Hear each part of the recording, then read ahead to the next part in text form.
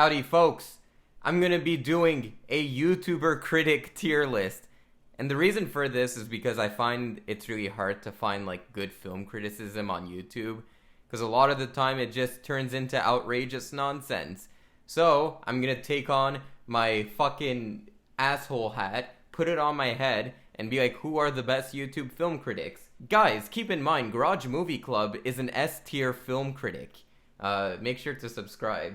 I'm just kidding. I'm not an S-tier film critic, if I'm being honest with myself. Or am I? Comment below. First up, YourMovieSucks. This guy's been around for a long time. He does like these long essay kind of videos. One of his most famous videos is him talking about The Lion King for like 3 hours. Not really my cup of tea. I don't really like YouTubers that just shit on a movie for a long time. It's not because I'm like, the movies, man, you gotta protect them. Come on, they don't deserve that much hate. I'm not like that at all. I think if a movie is terrible, you should tear it in, you asshole. But 3 hours is a lot to ask out of a little Paul, you know? When RedLetterMedia did the Phantom Menace review, a lot of people just started doing that kind of shtick. And I feel like this is one of the channels that was able to like branch off of that.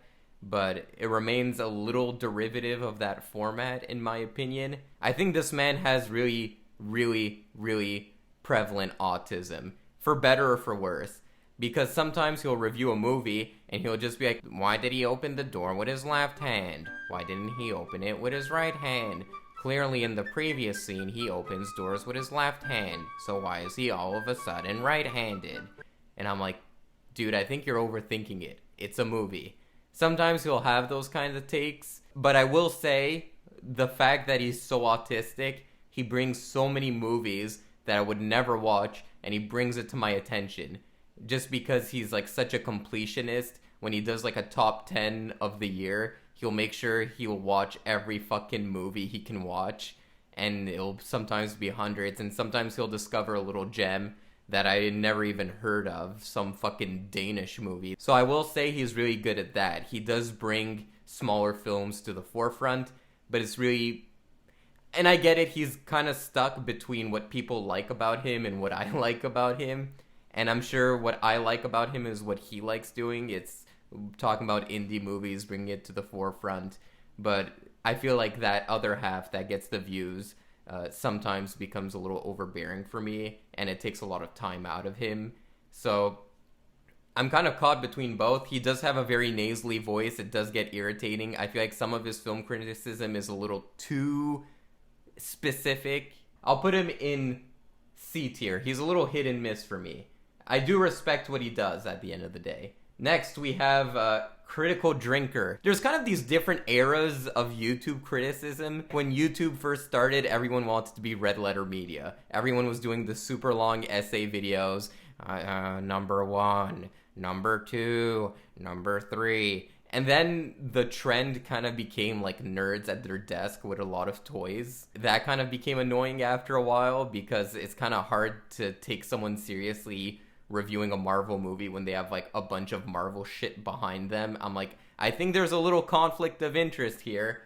And then you have like this new generation of YouTube film critics, which is just like, fuck the SJW kind of shit, which I do understand to an extent, especially because all films come from Hollywood, which is in California, which is a very left-leaning state. You do get a little annoyed with that.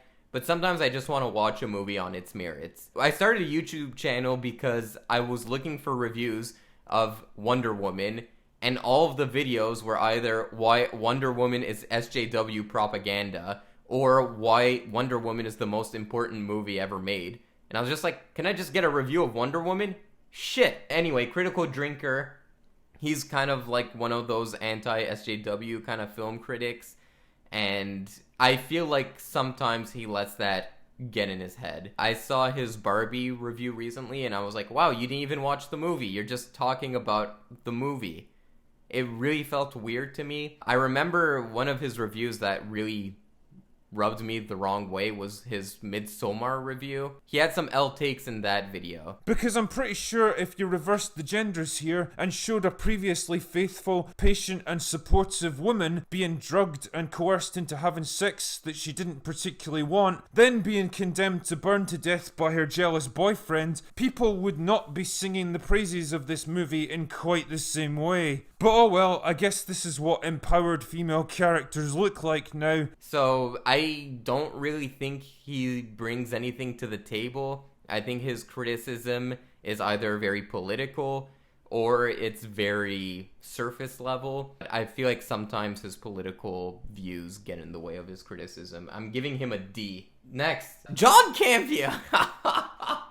This guy is more of a film pundit than a film critic, so I'm gonna judge him based on both. Anyway, this John Campea guy, I've always listened to his stuff, but never for him. He used to have this show with a bunch of people, and I used to always like the other people he was around, and John Campea would talk, and I'd be like, this guy is full of baloney. He has this YouTube channel called The John Campea Show, and he's kind of been doing a lot of bad moves recently. He had this co-host called Robert Meyer Burnett, who's like a really insightful dude, very calm, very soothing, and then he randomly let go of him or gave him a deal that forced him out of the job. Since then, it's like his show's really become stale. He's like a fucking soundboard.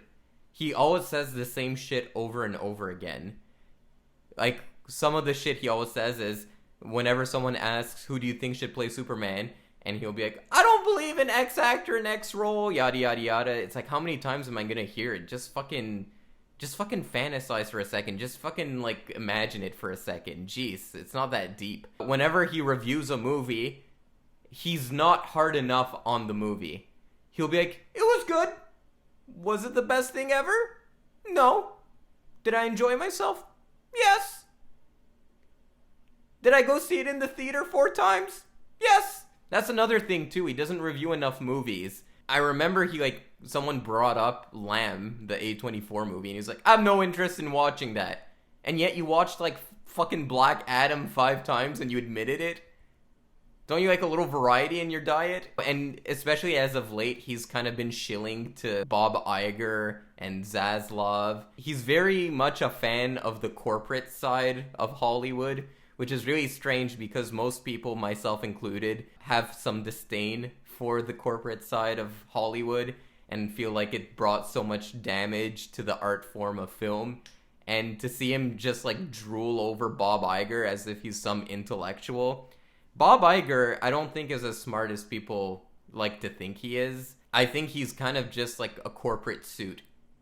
And he has a business model that really worked for Disney, which was acquire IP, run it dry, squeeze it out, and then when it's broken, buy the next IP. You don't need to be like some pseudo-genius to understand this business model. He bought the Muppets, made a couple of Muppets movies. When the Muppets weren't profitable anymore, buy the next one. He bought Pixar. Now they're cranking out a bunch of Pixar movies. When that's not profitable anymore, go to the next one. Marvel, they're cranking out too much Marvel shit.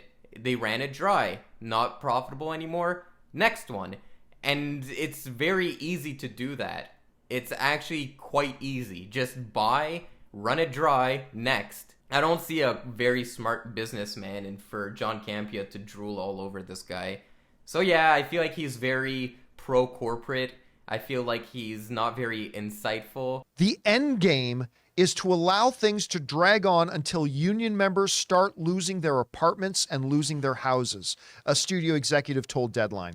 Acknowledging the cold as ice approach, several other sources reiterated the statement. One insider called it a cruel but necessary evil. Make no mistake, if the WGA, the Writers Guild, were in a position that they had lots of leeway and could drag this out really long, and it would really start to hurt the studios, and the WGA had the option of doing that to really stick it to the studios and force the studios to accept a bad deal, don't doubt for 1 second that's exactly what the WGA would do. I watch his show to hear the other panelists, but now he doesn't really have strong panelists. He has his brother-in-law who admits that he won't watch any movie that's over 90 minutes. And I'm like, Why are you even on this show? Most movies are over 90 minutes these days. I'm giving John Campea an F. He kind of irritates me sometimes. Double Toasted. Spill.com is one of the things that made me love movies. When I was a kid, I used to listen to the shit out of Spill.com. That was absolute S-tier magic. They're not around anymore. They got bought out by some other company. Everything kind of fell apart. But they had this group of 4 people that really just did a casual podcast. You had some that were movie nerds. One is now a screenwriter. He wrote the movie Sinister and Black Phone. So you had people from all facets. Some are just movie fans. Some are like just really film snobby. And it really created this beautiful mix of people just talking about a movie. And they really had a funny sense of humor. I sometimes re-listen to the reviews just to crack up. I was listening to the review of District 9 and I was just cracking up the whole time. Because it's the perfect balance of being funny, not taking yourself too seriously, but offering some kind of insight into what the movie is. So for me, Spill.com was S tier. Since then, and I kind of blame it on the YouTube algorithm, they kind of switched focus. They don't do as much movie stuff. They'll do a lot of movie news related stuff. I feel like the panel they have now is just constantly shuffling around. And when there's someone I do start to like, they kind of just leave after a while. It's been a rocky road for Double Toasted, and because of that, I'm giving them C. But that doesn't dismiss how much influence they have. Next, RedLetterMedia. They've been around forever, and I really like RedLetterMedia. I think they're the gold standard of film critics. They do a lot of retro reviews. They'll do movies like John Carpenter movies. You get a nice variety of movies. They'll recommend movies. Like I said with the Spill.com thing, it's like you're getting a nice variety of people. Some are just fanboys, some are more art snobs. I think there's a reason why they've been relevant for so long. They always keep it fresh as well. They have a really cynical sense of humor. And I feel like that cynical sense of humor will sometimes make people think they just hate everything and that they're hipsters. And I never really got that vibe. I especially like when they do a end of the year video where they're talking about like smaller movies that might have flown under your radar, and they're very optimistic about it, but they won't be afraid to call a movie out on their bullshit. To me, there's nothing worse than a film critic that likes everything, because you create a distrust with your audience. You have to be really honest to be a film critic, and these guys are really honest. They're very creative. They have their own studio. They do a lot of cool shit. I think RedLetterMedia is S tier. Next, Nostalgia Critic. Okay, memes aside, I feel like this guy gets a bit too much hate. Listen, he has his kind of niche. It's for younger audiences. He does these sketch videos that are probably fun for him to film. They're atrocious when it comes to its technicalities. But again, he's stayed relevant for quite a while. He has his audience, he has his fans, and he's just like, yeah, fuck it, I'm gonna do what I want. Which I can't help but respect him for that. But for me, I can't stand his videos. They get really annoying. The worst is when he'll do a movie review and just like do random sketches and random jokes that fall flat, and I'm like, am I watching a movie review? This goes in D tier. Chris Stuckmann. I'm gonna get some flack for this. He's got several problems, in my opinion, when it comes to his film criticism. I feel like, first of all, his presentation, as of late, he's very dry. He's very dreary. I just watched this movie, and it was quite fulfilling in the experience. I really enjoyed it a lot. I feel like he's very become monotone, and doesn't really have that pep he used to have, which makes for a really dry video. So for those of you who don't know as well, Chris Stuckmann is becoming like a filmmaker. He's in the process of making his first feature film, which I understand might be a very stressful experience, and that's why I'm kind of having some mixed responses to his YouTube channel as of late. But he also made the decision to not criticize other films, because he's a filmmaker and he feels like it doesn't make sense for him to criticize films. First of all, I don't believe that at all. I don't believe it, not one bit. If you're a filmmaker, you should be allowed to criticize other people's movies. That's what made the 70s such an interesting era, because you had filmmakers like Kubrick, Spielberg, George Lucas, De Palma, and they were all in competition with one another. They were all able to criticize each other's movies. Kubrick flat out told Spielberg that he hated Schindler's List. Also, going back before that, directors of the French New Wave, like Jean-Luc Godard, he was a film critic. He worked for a newspaper as a film critic while making movies. I feel like people are scared of this kind of Hollywood clique. That's what happens when you have such a monopolistic system. It's like you're scared of saying anything wrong with the system that'll get you fired. But one of the things that's beautiful about movies is that it's so subjective. So you should be able to trash a movie if you want. Be like, this movie is dog shit. This movie was factory product.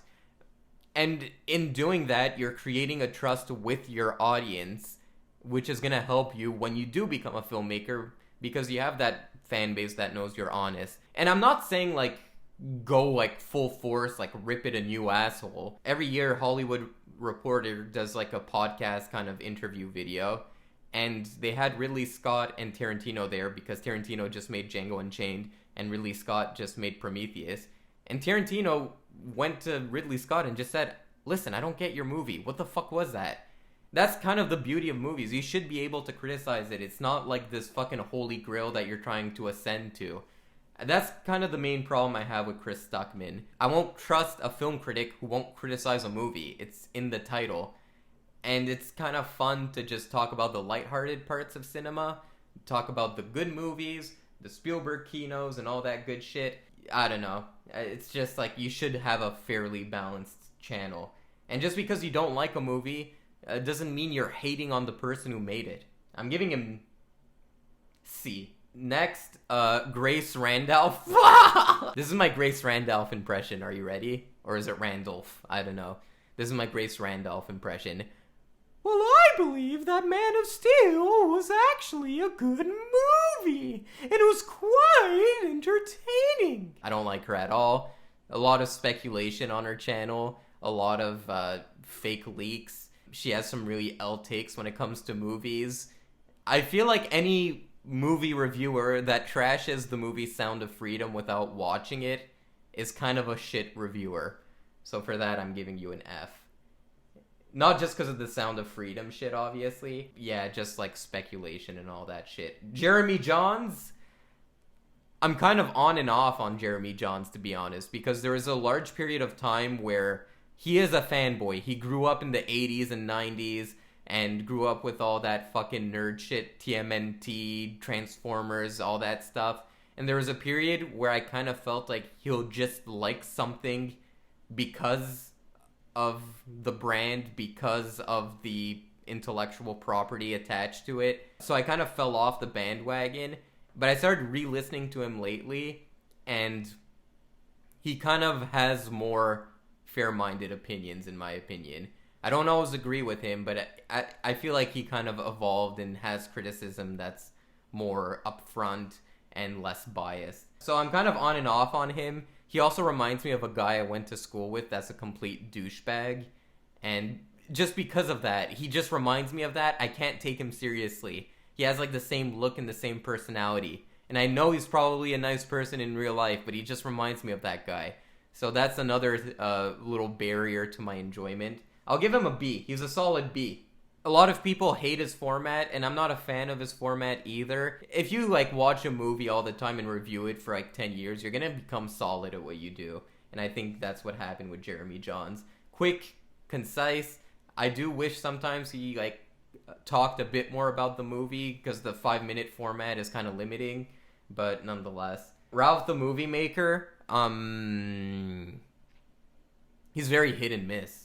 And been lately on the miss. I think he kind of falls into that Chris Stuckmann trap of he wants to make movies. I think he got hit with reality that making movies is kind of hard, because his YouTube channel kind of got sidelined. He doesn't really do stuff anymore. So because of that, I'm just going to give him a D. I haven't seen him post anything. Cosmonaut. He's very honest. He's got integrity. He has a really cool style as well. I like his videos. He'll sometimes do videos where he's talking about the Twilight series just out of nowhere. And I kind of like it when film critics don't just talk about what's new, but talk about what's old and bring it back up. I think he's a little too soft on movies, but I think he also has very different tastes from me, where he kind of likes those big blockbuster movies, and I'm not a fan of that.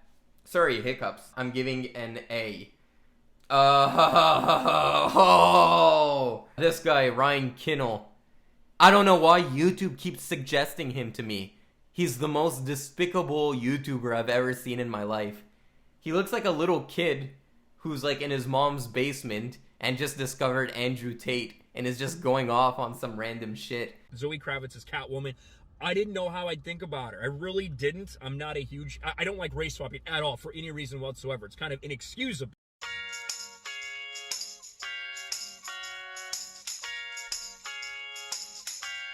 He'll make up shit. He'll do like, oh, this movie's bombing at the box office. And I'm like, ah, really? I'll just look at the thumbnail and then I look it up and I'm like, no, it's actually doing well. What is he talking about? He's the worst, by far. There's no worse than this guy. His face irritates me. His voice irritates me. His movie takes are just political. There's nothing else to it. It's just political takes. This guy is an F and bottom of F.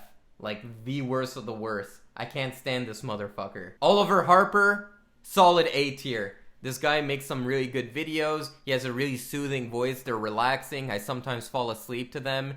That's not a fucking diss on him. It's his voice is so soothing that one might want to fall asleep to him. He's very kind. He's very insightful. He'll do old movies, new movies. Very much a class act. I'm giving him an A. Kermode and Mayo. These guys are from BBC, but they're now like more exclusively on YouTube. And these are the gold standard when it comes to movie criticism. Very honest. And part of it too is that since he does work for the BBC, he doesn't really care about reviewing something that's not going to get a lot of views. He's not so caught up by the YouTube algorithm. He's more likely to just do whatever the fuck he wants. So if he'll talk about some indie British movie, he'll talk about some indie British movie. He also has a lot of really cool documentaries. He made this really cool Exorcist documentary that I suggest you guys watch. This is like for the high art snobs out there. Kermode is the gold standard. He'll talk about all the movies. He really promotes auteur filmmaking. He's not a fan of what he calls the crashy bang bang movies, which are basically like DC movies and Transformer movies and stuff like that. He's very honest. I don't always agree with him, but at least he like brings up points and explains his thought process. One film I really disagreed with him on was Ridley Scott's The Last Duel. He hated that movie. I love that movie. So we do disagree, but I just like seeing other people's perspective, and he's really good at explaining his perspective. So for that, S tier. By far, one of the greats. S tier. Let's go! Next, Ben Shapiro. The man fancies himself a YouTube film critic. Hi, I'm Ben Shapiro. Barbie is the most woke garbage I've ever seen, but before that, do you need life insurance? Again, I always get him recommended on my YouTube feed for some reason. This is a guy whose views are completely tainted by his political perspectives, which I hate. It's like the worst thing you can do as a film critic is like bring a part of yourself to the movie and just see it through like the lens that the director is not trying to tell the story. One example that comes to mind is he reviewed, it was either Parasite or Squid Game, but he was talking about Squid Game. In the show, I don't know if you guys remember, but there's a North Korean defector, and she talks about how she wants to go back home, and he's like, this movie promotes communism. And I'm like, did you not get what she was saying? Like, my mom is from Syria, and she always used to say, I wish I could go back to Syria. It's not really like I want to go back to Syria because I love dictatorship. It's more of that's where you grew up. That's where your family is. You want to go back. There's like a certain nostalgia to it. Your family is there.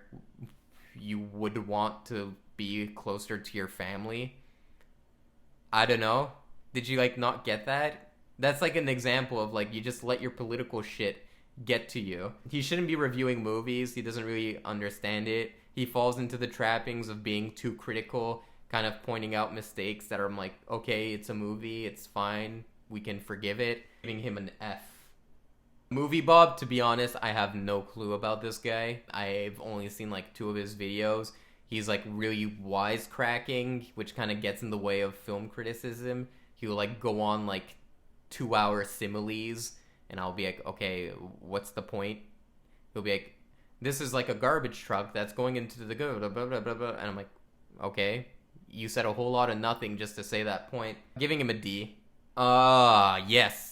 Yes, this is where the keynote starts. Deep focus lens is absolute fucking S tier. I feel like when this girl talks, she makes me view the movie in a different way.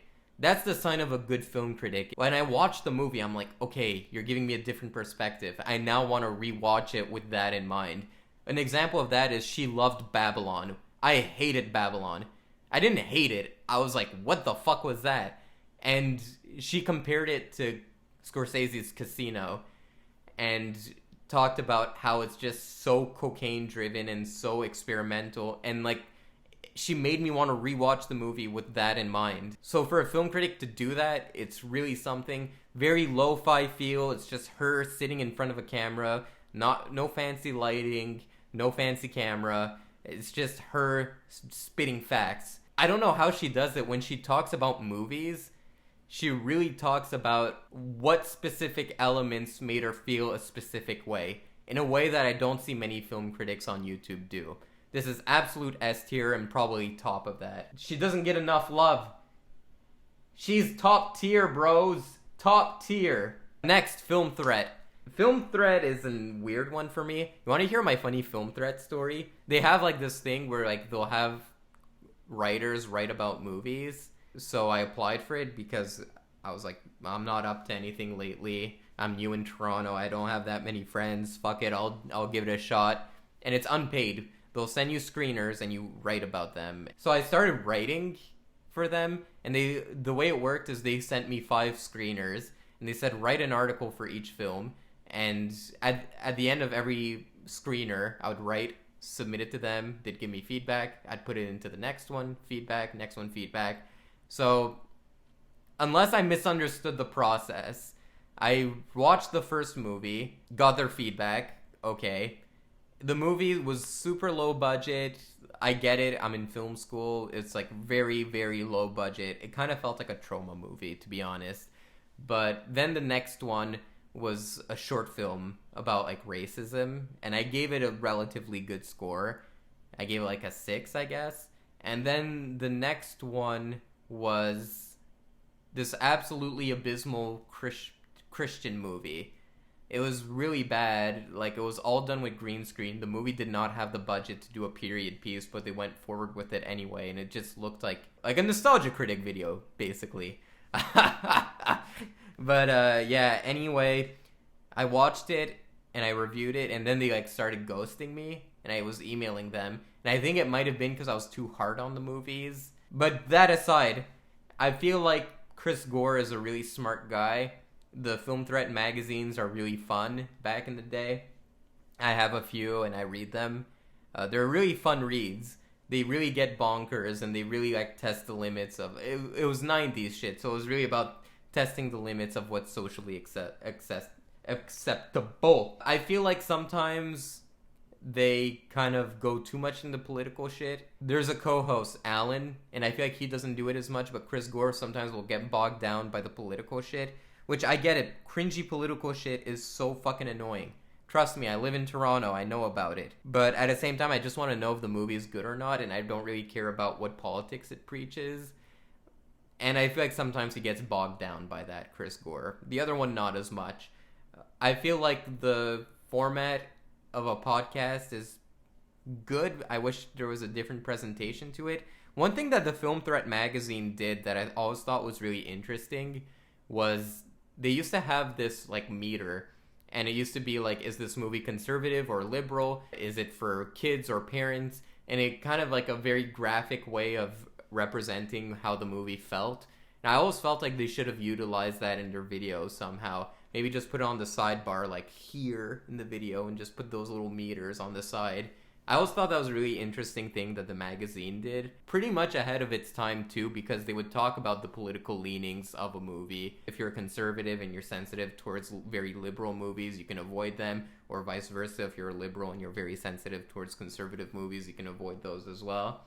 It was really cool what they used to do when it came to that. I'll watch them occasionally. I think they do associate themselves a bit too much with like Critical Drinker and all those guys, and I feel like they get like a false sense of what the purpose of Film Thread is, which is promote indie film. It's like a between a C and a B in my opinion. I'll go C. Sean Chandler, I'll put this guy at a B. It's not my cup of tea. He's a dad, and his taste of movies is very according to the taste of a dad. Yeah, you kind of have to know that going in. Sometimes he'll not like a movie because, like, it's not for kids. He did that with his Barbie review, for example, which I'm like, I know the Barbie movie is not for kids. Just tell me if it's a good movie.